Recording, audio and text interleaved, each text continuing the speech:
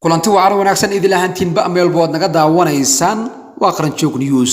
waxa soo baxayo dil argagax leh oo salka ku hayo arin Jaceyl oo aawa ka dhacay magaalada Muqdisho waxa fad ka tirsan degmada Xamarweyne ee gobolka Banaadir ka dhacay dil argagax leh oo la sheegay inuu salka ku hayo Jaceyl u dhaxayo wiil iyo gabar dhalinyaro ah sida aan wararka ku helino wiilkaasi iyo gabadhaasi xiriirka u dhaxayo oo meel wada fadhiya ayaa waxa si lama filaan ah ugu yimid wiil la dhashay gabadha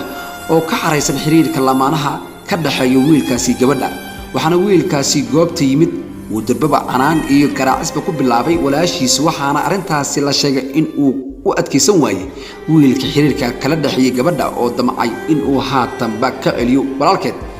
goob jooga ayaa ku waramay in wiilka gabadha la dhashay uu haatan wiilka kale markii uu damcay in uu ka celiyo caloosha ka galiyo maqas uu watay taas oo sababtay in wiilka dhiigga ku horo si degdeg ah ugu geeriyoodo ciidamada booliiska ayaa yimid goobtaasi uu ka dhacay dilka argagax laha waxaana si degdeg ah goobtaasi ugu baxsaday ninkii dilka u geystay wiilka xiriirka kala dhaxayay walaashiisa waxaana baaday goob ay ugu jiraan inay gacanta ku soo dhigaan ciidamada booliiska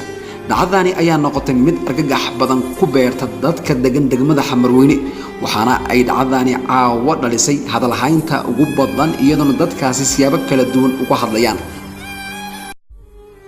waxaan noo weydlaaday warkii u dambeeyay naga soo gaaray magaalada Muqdisho gaar ahaan degmada Xamarweyne oo ka dhacay fal argagax leh oo waliba dadku inta badan ay hadal hayaan